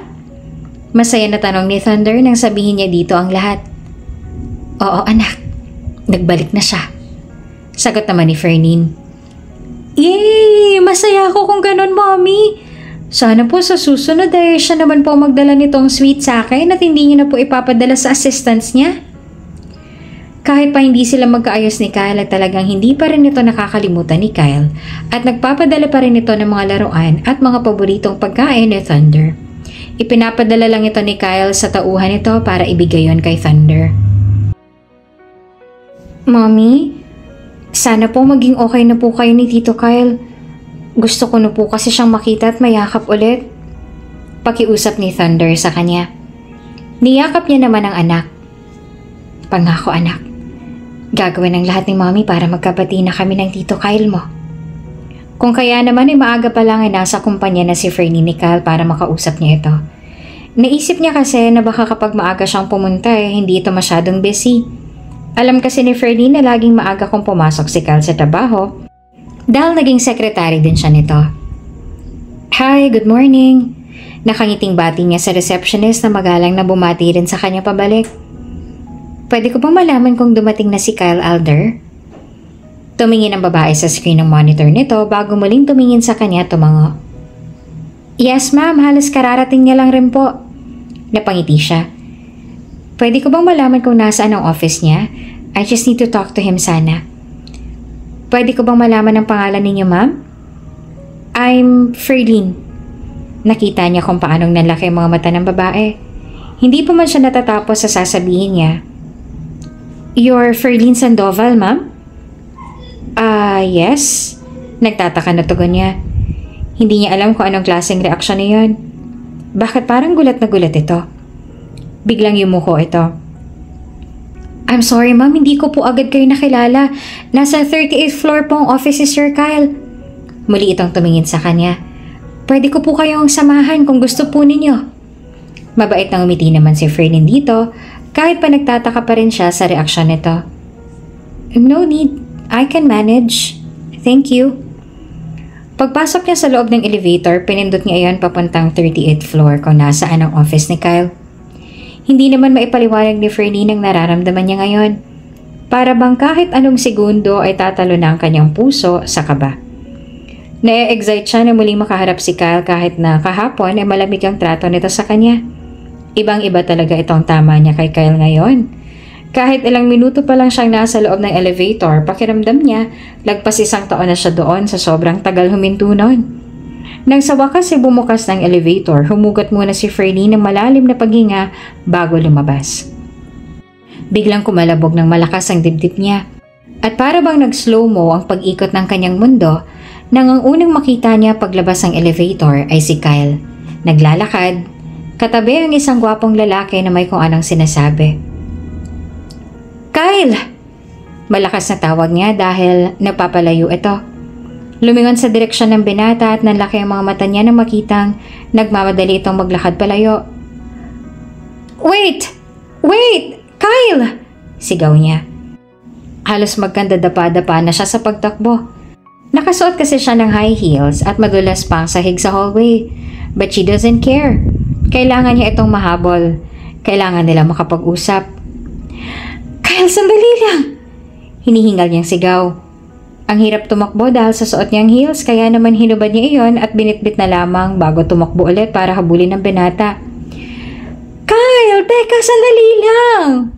Walang pakialam si Fernine kung pinagtitinginan man siya ngayon ng ibang empleyado ng malaking kumpanya na ito dahil kakatakbo at sigaw niya.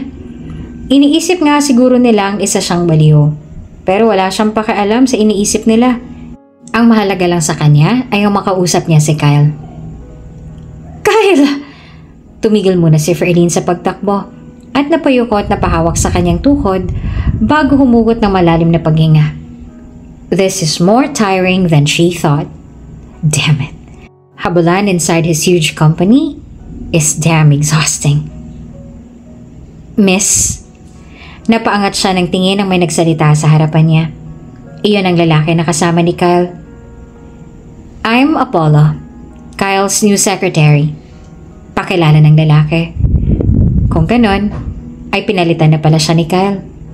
Sumilip si Ferlene sa likod nito para tingnan kung nandun pa si Kyle, subalit wala na ito doon. Where's your boss? Hingal pa rin ito na tanong niya. Lumingon rin ito saglit sa likuran bago sumagot sa kanya. He is going to attend the meeting. Parang hindi pa sigurado na sagot nito. Tumango siya at tumayo ng tuwid. Pwede mo bang sabihin sa kanya na kailangan ko siya makausap kahit sandali lang? Pakiusap niya dito. Tumikim si Apollo at saka nag-alangang sumagot. Unfortunately, his schedule is very hectic today. He needs to attend multiple meetings, so if you really want to talk to him, are you willing to wait for maybe 5 hours, ma'am? Sandaling nag-isip siya. Ano naman ang gagawin niya dito sa loob ng 5 oras? Pero gusto niya talagang makausap si Kyle at nangako siyang gagawin ang lahat para dito.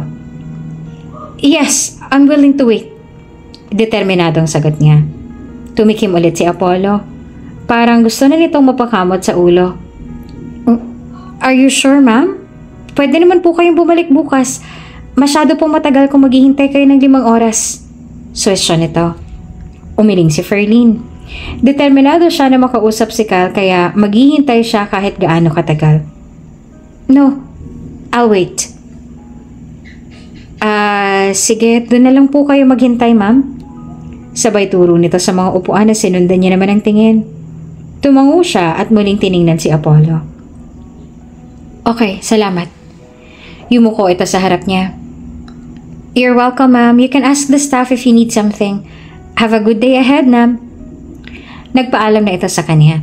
Sinundan niya naman ito ng tingin. Nakakahinala ang kilos ng taong yon. Lumapit na siya sa upuan na sinasabi ni Apollo at doon nagpalipas ng oras habang hinihintay si Kyle. Si Thunder ay kasama ngayon ng magulang ni Kyle kaya hindi rin siya nag-aalala kung magtatagal siya ngayon dito. Kahit naman kasi walang paramdam sa kanila si Kyle ay nananatiling malapit sila sa magulang nito at gustong-gusto pa rin nakasama ni Thunder.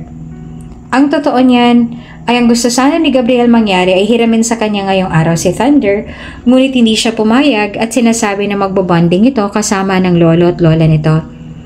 Ginawa ni Fernie ng lahat para lang hindi siya mainip. Iniisip niya na kung anong sasabihin niya mamaya kay Kyle. Naglaro rin siya ng online game sa cellphone niya. Tinawagan niya rin ang anak niya. Lahat ay ginawa niya na, pero naiinip pa rin siya. Sigurado siyang wala pa sa 1 oras siya nakaupo dito pero parang gusto niya na lang na umuwi na. Pero kailangan niya magtiis. Makausap lang si Kyle. Mabait nang hiningitian niya ang mga empleyadong dumaraan na napapatingin sa kanya at ang iba naman ay nagbubulungan pa. Alam ni Fernie na lagpas na sa 5 oras siyang naghihintay dito. Kumakalam na din ang sikmura niya dahil sa gutom at lagpas lunch na din kasi. Pero hanggang ngayon ay mukhang hindi pa rin tapos si Kyle sa kamiting nito. Nangangalay na siyang kakaupo. Nananakit ng pang-upo niya. At halos lahat na siguro ng empleyado at staff dito ay nakausap niya na just to ease her boredom. Humikap si Ferlene at dumaosdos ng upo at pinikit ang kanyang mga mata. Kanina niya pa iniisip kung anong mga sasabihin niya kay Kyle. Pero nawawala lahat ng yon sa isip niya dahil sa dami ng gusto niyang sabihin sa binata. You're still here. Napamulat siya bigla nang may nagsalita sa harapan niya. Kaagad siyang napatayo at awkward na ngumiti dito sabay ayos sa kanyang sarili.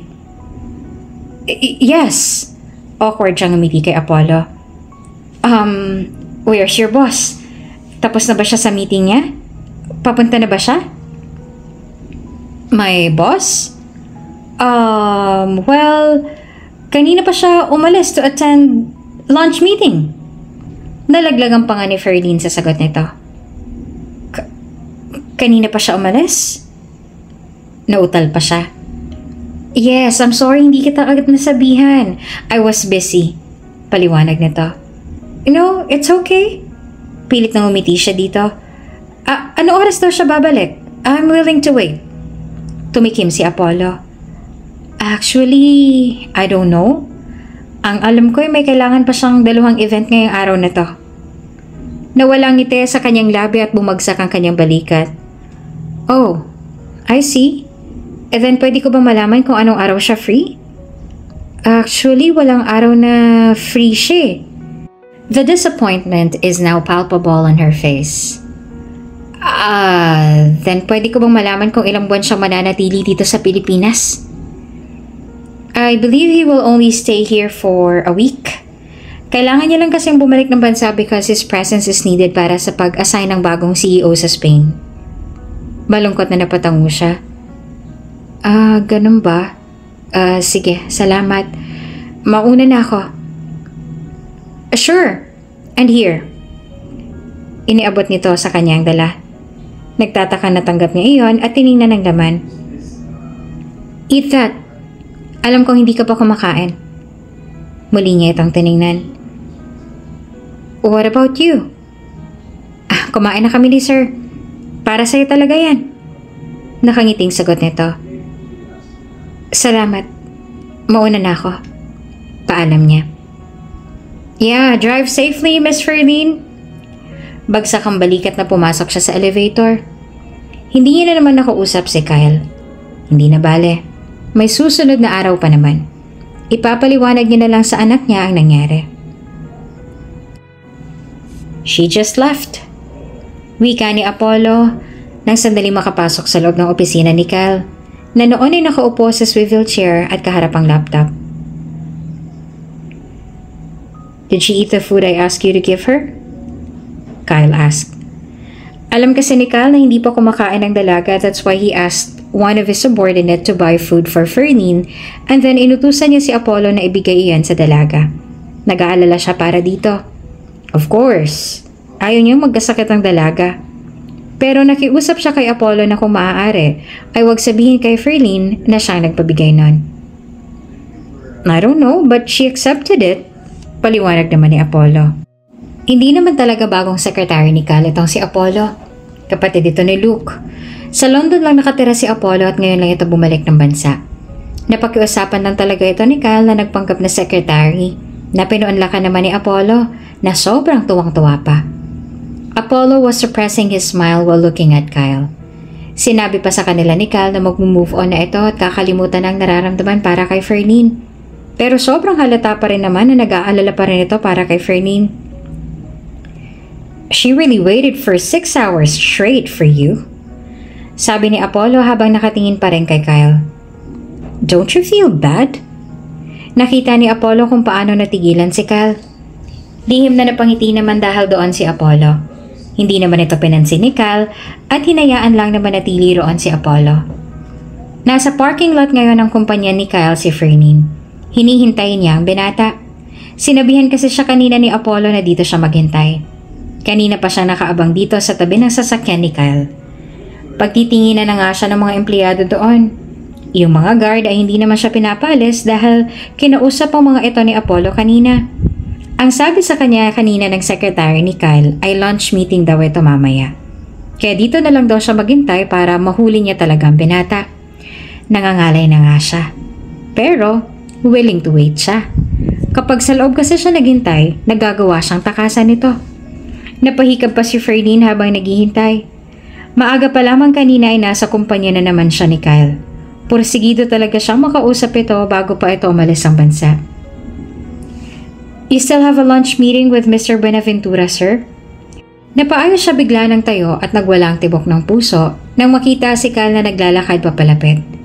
He was looking down on his phone, kaya hindi siya nito kaagad na nakita. Napakagwapo nito sa suot na itim na long sleeves. Kasama ng binata si Apollo na palihim na tumatango at nag-thumbs up sa kanya. Kyle! Malakas at masayang pagtawag niya sa binata na napaangat ang tingin at halatang nagulat na makita siya. Napahinto din ito sa paglakad kaya mabilis siyang lumapit. Hi! Bati niya dito pagkalapit niya sa harapan nito. He was still looking at her, surprised. What are you doing here? Malamig ang tono ng boses nito at ang mukha ay walang emosyon. Dumaan ang kirot sa dibdib niya dahil sa tono ng boses nito At dahil wala man lamang emosyon ng mukha nito na para bang hindi ito masaya na makita siya, ngunit mas pinili niya na lang na huwag pansinin iyon. Mariin na lumunok si Ferlin at tumingin ng diretso sa mga mata nito. Sa nanginginig na boses ay nagtanong siya, "Pwede ba tayo mag-usap? Kahit sandali?" Sumulyap si Kyle sa suot na relong pambisig bago tumango ng bahagya. Binalingan nito si Apollo na nakuha naman kung anong nais sa iparating kay Kyle. Bago umalis si Apollo ay ngumiti pa ito kay Ferlin at saka palihim na nag-thumbs up. "Kyle, 1 minute." He interrupted what she was about to say. "What?" "May 1 minuto ka para sabihin sa akin kung anong gusto mong sabihin." Napatunga nga si Ferlin ng dahil doon. 1 minute is too short. How could she say everything she wanted to say in just 1 minute? Saka lang siya napabalik ulit sa realidad nang marinig niyang magbilang ito. 36. "I'm so sorry!" Wala sa loob na napasigaw siya dahil napapanik na siya sa bilis ng takbo ng oras. Bahagyang tumaas lang ang 1 kila ng binata at nagpatuloy sa pagbibilang. "Patawad kung nasaktan kita. Patawad kung naging duwag ako. Patawad kung mas pinili ko na magbulag-bulagan sa pagmamahal. I'm really sorry for causing you the pain, okay? I have a lot of things that I want to say but you're only giving me 1 minute to tell you everything? I'm sorry for everything." Sobrang bilis ang pagsasalita niya at halos hindi na yun maintindihan. Nangingilid ng mga luha sa mata ni Ferlin dahil nangangamba na ito na baka matapos ng 1 minuto at hindi pa rin niya tapos ang sasabihin niya. Pinasok ni Kyle ang 2 kamay sa bulsa ng suot na pants at patuloy pa rin ito sa pagbibilang. 10. "Ay, gusto ko rin sabihin sa iyo na mahal din kita. Mahal na mahal din kita, Kyle.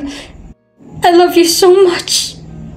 At tuluyan ang pumatak ang luha sa mga mata ni Ferlin dahil sa pagpapanik niya ng sobra. Samantalang hindi na rin napigilan ni Kyle ang pagsupil ng ngiti sa mga labi nito. Yung ngiting akala mo ay nanalo sa loto. Then, mahina itong tumawa. "So, you love me? As a friend?" More than a friend." Tumaas ang sulok ng labi ni Kyle. "Akala ko ba'y pagkakaibigan lang ang kaya mong ibigay sa akin? Anong nangyari? Hindi mo rin ba ako kayang mahalin bilang kaibigan lang?" "Nagkamali ako. Naging duwag ako." Pag-amin niya. "I love you. Noon pa man ay mahal din kita. Pero naging duwag lang ako. Natakot ako." Kyle arched one brow. Bahagya pa rin ito nakangiti. "I don't believe you." Pinunasan ni Ferlin ng luha sa kanyang mga mata na para bang isang bata. "Anong kailangan kong gawin para maniwala ka?"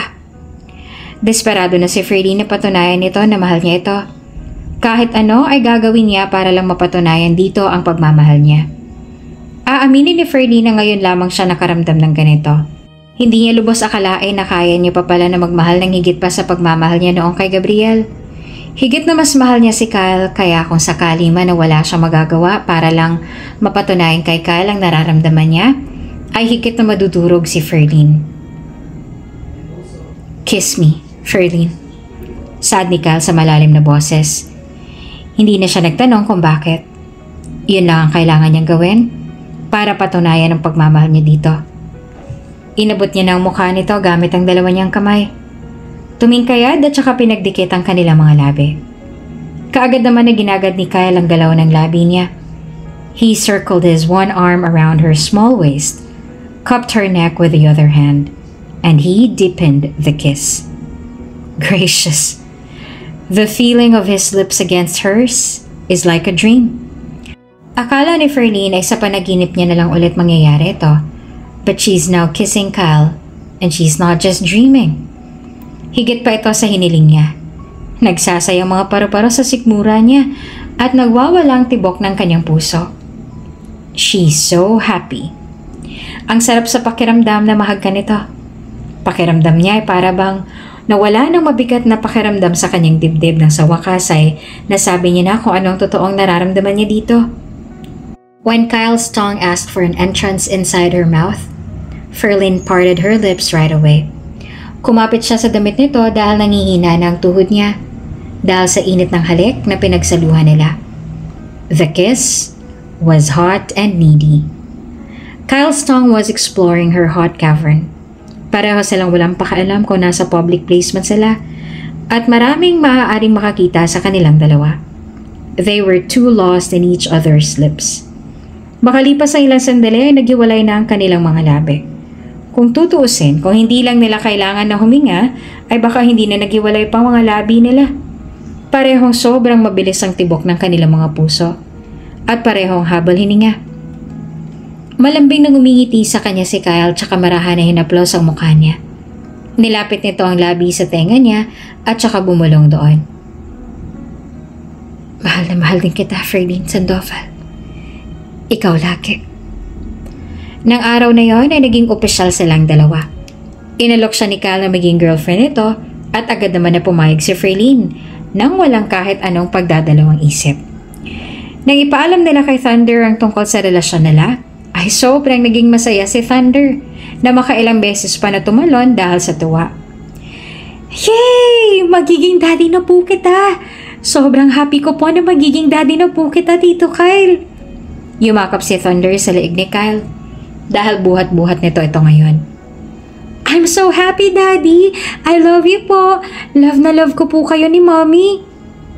At bumuhos na nga ang luha nila nang tawagin ni Thunder na Daddy si Kyle. Ang tuwa ni Ferlin ay walang mapagsidla nang tawagin din ni Kyle na anak si Thunder. Thank you so much for accepting me, baby. Mahal na mahal ka rin ng Daddy. Kayo ng Mommy mo. Sobrang mahal na mahal ko kayo. Sabi ni Kyle kay Thunder na tinawag din ito na anak. Hindi pa rin halos makapaniwala si Ferlin habang nakatingin sa likuran ni Kyle na ngayon ay boyfriend niya na. Nasa veranda ang binata at nakatingala sa kalangitan na puno ng mga makinang na bituin. Siya naman ay nasa malapit na glass door. Pinagmamasdan lang ang boyfriend niya at hinahangaan ang malapad nitong likod. Nilapitan niya ang boyfriend niya at saka niyakap niya ito mula sa likod. She buried his face in his back, inhaling his enticing and yet soothing scent. Hinaplas naman ni Kyle ang kamay niya. What's wrong, love? I'm sorry. Ferlin mumbled against his back. Natigilan naman ang binata. What for, love? Umikot paharap sa kanya si Kyle at pinulupot ang matipon ng braso sa bewang niya. Ferlin feels like her heart will explode because of the tenderness of his voice. Ferlin looked up at his face. For everything. Ngumiti si Kyle sa kanya at saka humalik sa tuktok ng noon niya. You don't have to. Humigpit ang yakap niya sa dibdib at bewang nito at muli niyang ibinuon ang kanyang mukha sa matipuno nitong dibdib. I've hurt you. I'm sorry. She mumbled, her voice cracking at the end. Kyle caressed her hips. I was terrified. Natakot ako na baka kapag hinayaan ko ang sarili ko na mahalin kay, masaktan lang ulit ako tulad ng nangyari sa amin ni Gabriel noon. Natakot ako sa kung anong mga pwedeng mangyari kung papasok ulit ako sa relasyon. Tinaas niya ang ulo niya. Puno ng luha ang kanyang mga mata habang diretso siyang nakatingin sa abo nitong mga mata. Ngumiti naman sa kanya si Kyle bago masuyo na pinunasan ng mga luha niya. Mahal na mahal kita, Ferlin. Pangako na hindi na ulit mangyayari ang mga nangyari sa'yo noon. Hindi mo na ulit mararanasan na masaktan at umiyak sa piling ko. Pangako ko na ikaw lang ang tanging mamahalin ko. Hindi kita sasaktan at hindi ako magloloko. Mahal na mahal kita. Nang higit pa sa akala mo. Nag-iisa ka lang, Ferlin. Bago ito humalik sa tuktok ng ulo niya. Sinusumpa ko yan. Mahal ko. At doon pa lang, ay sapat na yon para ibigay niya ang sarili at buong puso at kaluluwa niya dito dahil batid ni Ferlin na tunay ang lahat ng sinabi nito. Mahal na mahal din kita. Please, manatili ka sa akin hanggang dulo. Her voice was begging. I'll be with you for a lifetime. Sagot ni Kyle bago inangkin ang kanyang labi. Agad naman siyang napapikit. Dinadama ang halik. It was slow, sweet and passionate. Hindi nandodumi na. Hindi nanlalamang. Tama at banayad lang. Kyle caressed her face when their lips parted. Napakaganda mo. Ang swerte ko sa'yo. Thank you for being strong. He pecked her lips again. I will never hurt you. I will love and treasure you forever. Nag-init ang kanyang puso dahil sa sinabi nito. Kahit pa hindi naman yon sabihin sa kanya ni Kyle, alam niyang gagawin nito ang lahat ng yon. Ferlene swore to herself that she would do the same. She will also love and take care of Kyle. She will never let him go again. Ngayon, alam niya na ganito pala kasarap sa pakiramdamang magmahal at mahalin ang isang katulad ni Kyle. She got addicted to it. Hindi niya na ulit ito pakakawalan. Nanlaki ang mga mata ni Ferlene dahil sa gulat nang biglang lumuhod si Kyle sa harap niya at nilabas mula sa bulsa ang isang maliit na red velvet box na buksan niya na ito ay isang makinang nasingsing ang laman. Tumingala ito sa kanya. His gray, soft and loving eyes met her wide blue eyes. Nangingilid ang luha sa mga mata ni Ferlene. Samot-saring nararamdaman niya ngayon. Hinawakan ni Kyle ang kamay niya at saka malambing na ngumiti. My love, I know it's too fast. I just asked you to be my girlfriend an hour ago, but I just couldn't wait any longer. I can't wait any longer to call you my wife. Can you blame me? You're just so precious. I want everyone to know that you already belong to me. You're so perfect that I'll never let go of your hand again, even if you beg me to. I love you. Mahal kita. I love all your flaws and imperfections. And I want to spend the rest of my life with you, my love. Will you marry me? Hindi naman makapagsalita si Ferlene dahil sa kakaiyak. Nagdiriwang ang puso niya ngayon. Hindi niya maipaliwanag kung gaano siyang kasaya ngayon. Kinagat niya ang ibaba niyang labi para pigilan ang malakas niyang paghikbi pero hindi niya mapigil ang pagbuhos ng luha niya. Kyle squeezed her hand to help her calm down. It's okay, love, Kyle said, smiling softly and fondly. You're so adorable. Napahikbi si Ferlene. Huminga ng malalim tsaka sinalubong ang mga mata nito.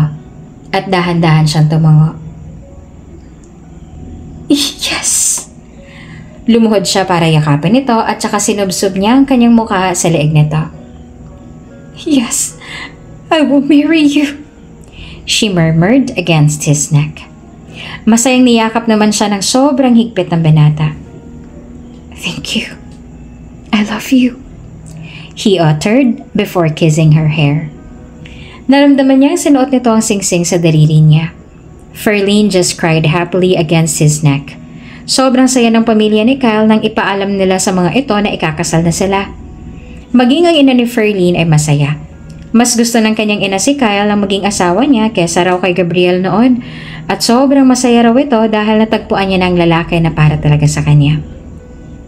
Samantala, nung malaman naman ni Gabriel ang lahat ng mga ginawa ni Sabrina, kung paano nito niloko si Gabriel at binilog ang ulo sa paniniwala na si Gabriel daw ang ama ng pinagbubuntis nito noon, para lang hiwalayan ni Gabriel si Ferlene at nakunan din si Sabrina dahil sa sariling kababayaan ay humingi ito ng patawad kay Ferlene.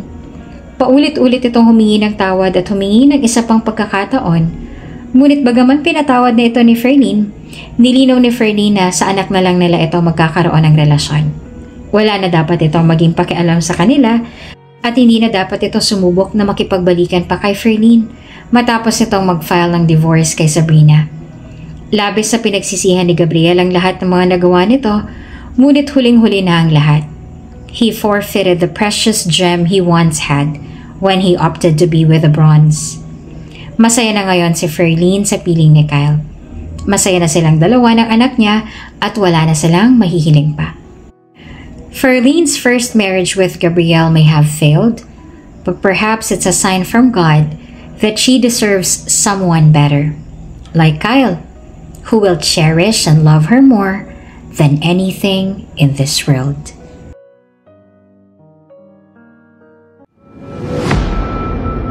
Kung bago ka pa lang sa channel na ito, Ate Jane TV, huwag kalimutang pindutin ang notification bell and subscribe button. Sana po hindi naman malaking abala sa inyo ang pagpindot ng subscribe button dahil ang kapalit po nito ay ang pagsuporta para makapag-produce ng mga libreng stories sa mga channels ni Ate Jane. Maraming salamat!